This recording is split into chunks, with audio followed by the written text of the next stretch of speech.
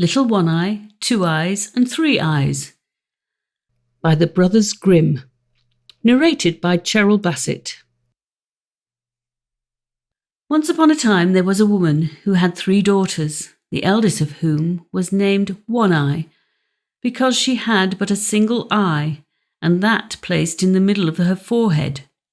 The second was called Two Eyes, because she was like other mortals, and the third Three Eyes, because she had 3 eyes, and one of them in the centre of her forehead, like her eldest sister.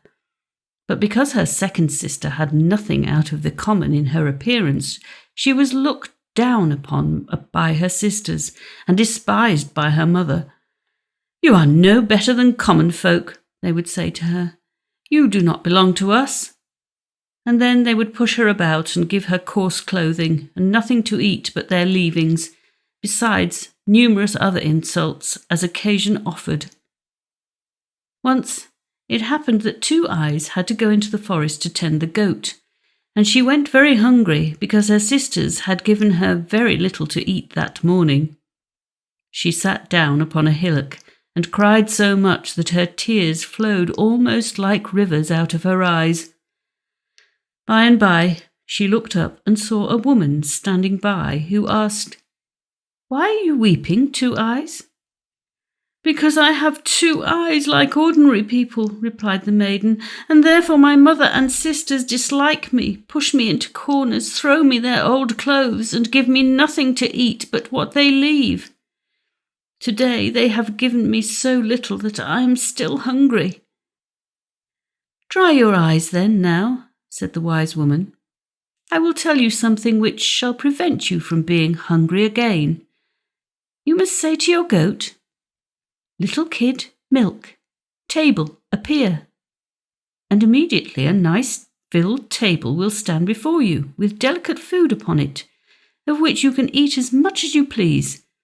And when you are satisfied and have done with the table, you must say, 'Little kid, milk, table, depart,' and it will disappear directly." With these words the wise woman went away, and little Two Eyes thought to herself she would try at once if what the woman said were true, for she felt very hungry indeed.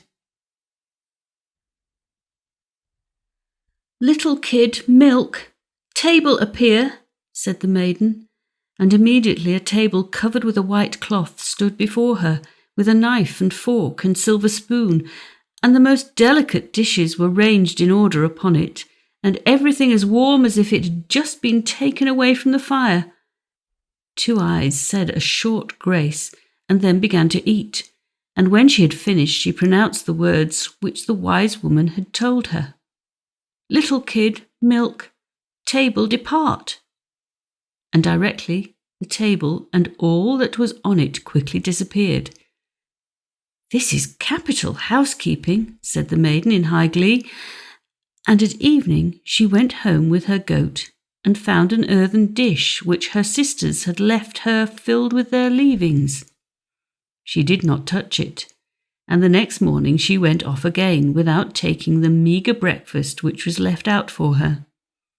The first and second time she did this, the sisters thought nothing of it, but when she did the same the third morning, their attention was aroused, and they said, "All is not right with Two Eyes, for she left her meals twice, and has touched nothing of what was left for her. She must have found some other way of living."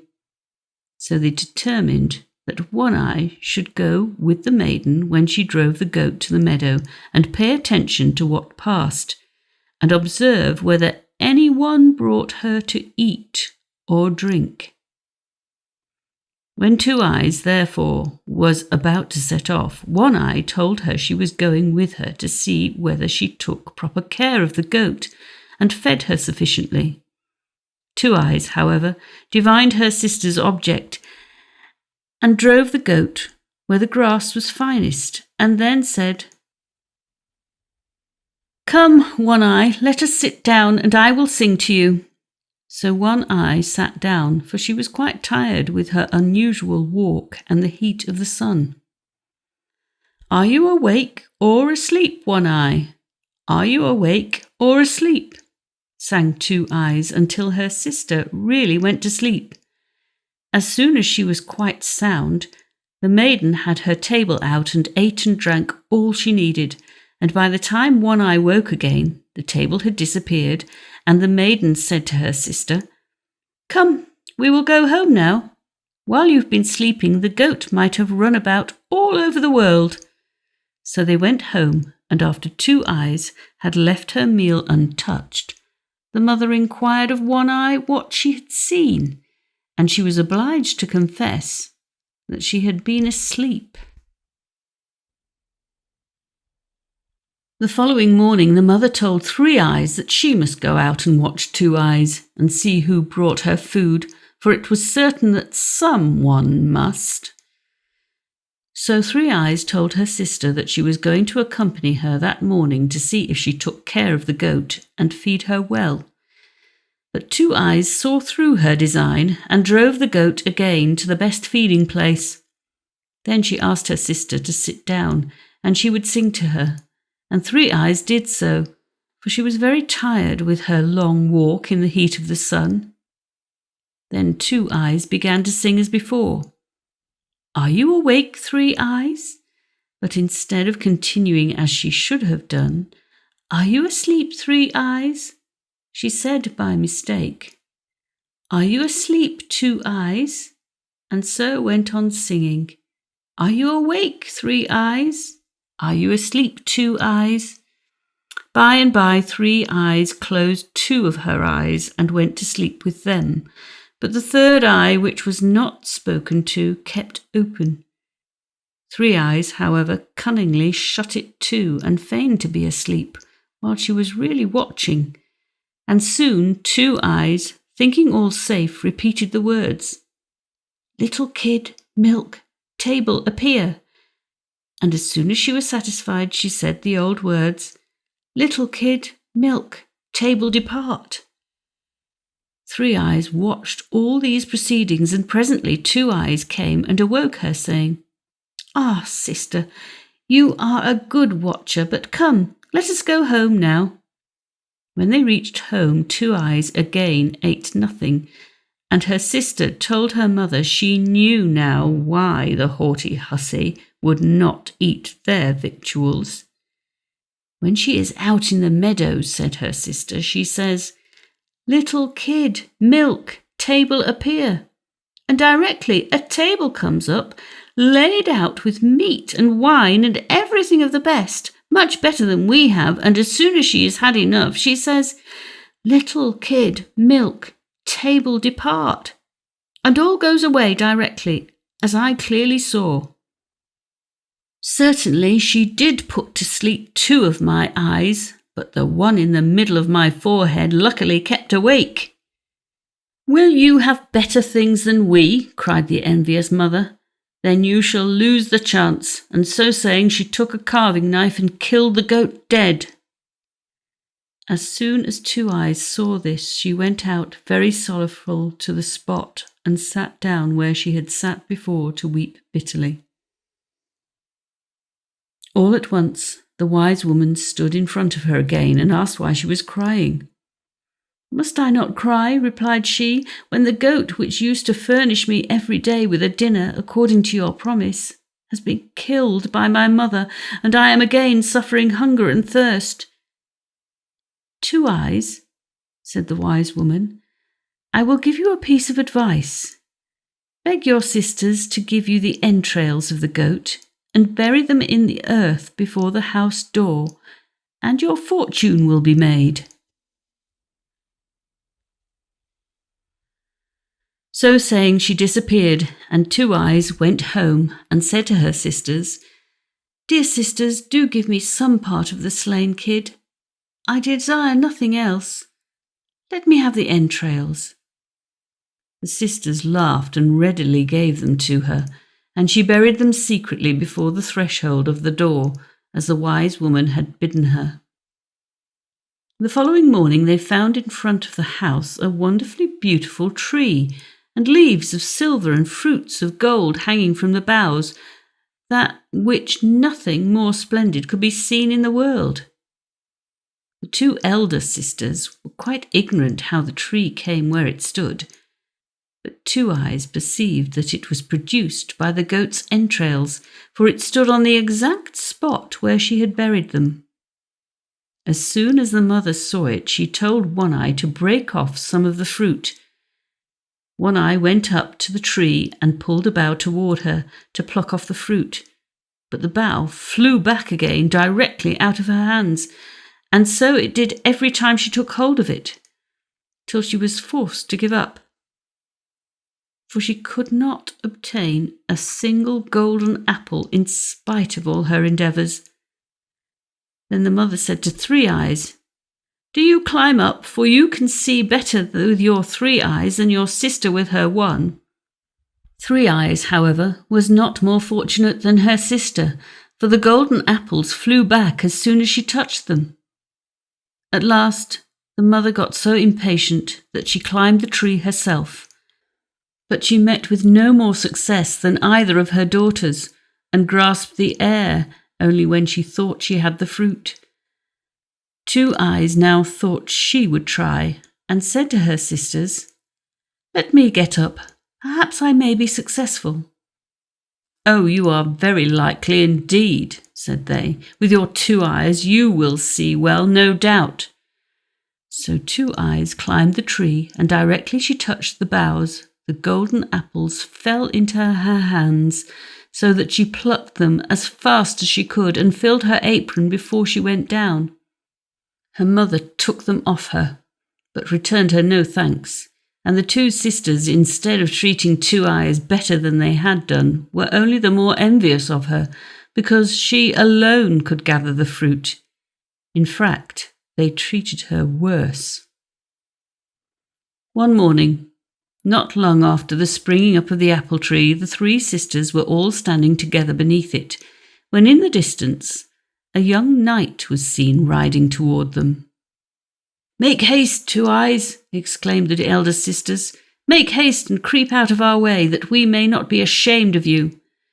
And so saying, they put over her in great haste an empty cask which stood near, and which covered the golden apples as well, which she had just been plucking. Soon the knight came up to the tree, and the sisters saw that he was a very handsome man, for he stopped to admire the fine silver leaves and golden fruit, and presently asked to whom the tree belonged, for he should like to have a branch off it. One Eye and Three Eyes replied that the tree belonged to them, and they tried to pluck a branch off for the knight. They had their trouble for nothing, however, for the boughs and fruit flew back as soon as they touched them.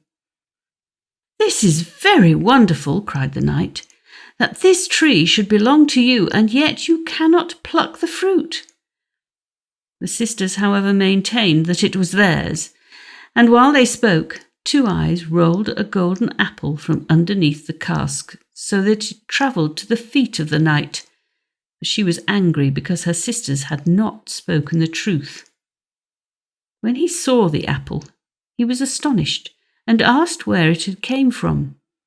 And One Eye and Three Eyes said they had another sister, but they dared not let her be seen because she had only 2 eyes like common folk. The knight, however, would see her, and called, "Two Eyes, come here." And soon she made her appearance from under the cask. The knight was bewildered at her great beauty, and said, "You, Two Eyes, can surely break off a bough of this tree for me." "Yes," she replied, "that I will, for it is my property." And climbing up, she easily broke off a branch with silver leaves and golden fruit, which she handed to the knight. "What can I give you in return, Two Eyes?" asked the knight. "Alas, if you will take me with you, I shall be happy, for now I suffer hunger and thirst, and am in trouble and grief from early morning till late evening. Take me and save me."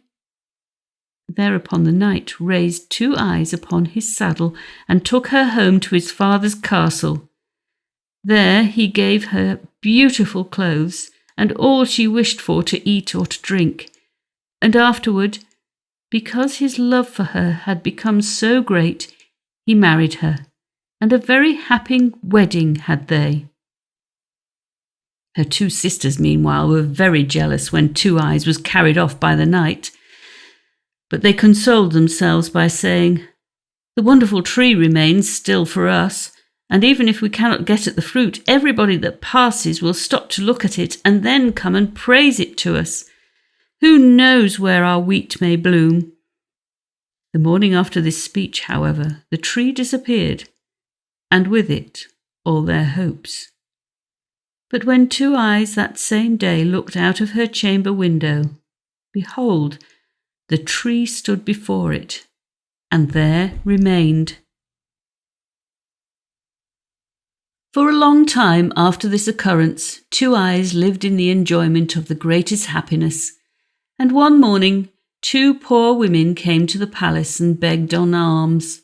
Two Eyes, after looking narrowly at their faces, recognized her 2 sisters, One Eye and Three Eyes, who had come to such great poverty that they were forced to wander about begging their bread from day to day.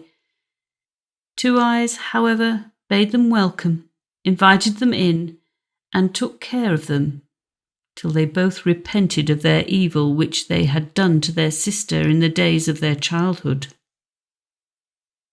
The End. Brothers Grimm. The brothers Grimm, die Brüder Grimm or die Gebrüder Grimm, Jacob 1785 to 1863, and Wilhelm Grimm 1786 to 1859, were German academics, philologists, cultural researchers, lexicographers, and authors who together collected and published folklore during the 19th century. They were among the best-known storytellers of folk tales and popularized stories such as Cinderella, The Frog Prince, The Goose Girl, Hansel and Gretel, Rapunzel, Rumpelstiltskin, Sleeping Beauty, and Snow White. Their first collection of folk tales, Children's and Household Tales, was published in 1812. The brothers spent their formative years in the German town of Hanau. Their father's death in 1796 impoverished the family and affected the brothers for many years after. They attended the University of Marburg, where they developed a curiosity about German folklore, which grew into a lifelong dedication to collecting German folk tales. The rise of Romanticism during the 19th century revived interest in traditional folk stories, which to the brothers represented a pure form of national literature and culture. With the goal of researching a scholarly treatise on folk tales, they established a methodology for collecting and recording folk stories that became the basis for folklore studies. Between 1812 and 1857, their first collection was revised and republished many times, growing from 86 stories to more than 200. In addition to writing and modifying folk tales, the brothers wrote collections of well-respected German and Scandinavian mythologies, and in 1838 they began writing a definitive German dictionary, Deutsches Wörterbuch, which they were unable to finish during their lifetimes. Many of the Grimm's folk tales have enjoyed enduring popularity. The tales are available in more than 100 languages and have been adapted by filmmakers including Lotte Reiniger and Walt Disney, with films such as Snow White and the Seven Dwarfs and Sleeping Beauty. During the 1930s and 40s, the tales were used as propaganda by the Third Reich. Later, in the 20th century, psychologists such as Bruno Bettelheim reaffirmed the value of the work, in spite of the cruelty and violence in original versions of some of the tales, which the Grimms eventually sanitized. Writing. From 1807 onward, the brothers added to the collection. Jacob established the framework, maintained through many iterations, from 1815 until his death. Wilhelm assumed sole responsibility for editing and rewriting the tales. He made the tales stylistically similar, added dialogue, removed pieces that might detract from a rustic tone, improved the plots, and incorporated psychological motifs. Ronald Murphy writes in The Owl, the Raven, and the Dove that the brothers, and in particular Wilhelm, also added religious and spiritual motifs to the tales. He believes that Wilhelm gleaned bits from the old Germanic faiths, Norse mythology, Roman and Greek mythology, and biblical stories that he reshaped. Over the years, Wilhelm worked extensively on the prose, expanded and added detail to the stories to the point that many grew to be twice the length of those in the earliest published editions. In the later editions, Wilhelm polished the language to make it more enticing to a bourgeois audience, eliminated sexual elements, and added Christian elements. After 1819, he began writing for children. Children were not initially considered the primary audience. Adding entirely new tales or adding new elements to existing tales, elements that were often strongly didactic. Some changes were made in light of unfavourable reviews, particularly from those who objected not all the tales were suitable for children because of scenes of violence and sexuality. He worked to modify plots for many stories. For example, Rapunzel, in the first edition of Kinder- und Hausmärchen, clearly shows a sexual relationship between the prince and the girl in the tower, which he edited out in subsequent editions. Tarter writes that morals were added. In the second edition, A King's Regret was added to the scene in which his wife is to be burned at the stake, and often the characters in the tale were amended to appear more German. Every fairy, fee, prince, prinz, and princess, prinzessin, all words of French origin, was transformed into a more Teutonic-sounding enchantress, Zauberin, or wise woman, Weise Frau, King's son, Königssohn, King's daughter, Königstochter. Grimm's Fairy Stories by Jacob Grimm and Wilhelm Grimm, illustrated by John B. Grueller and R. Emmett Owen, 1922.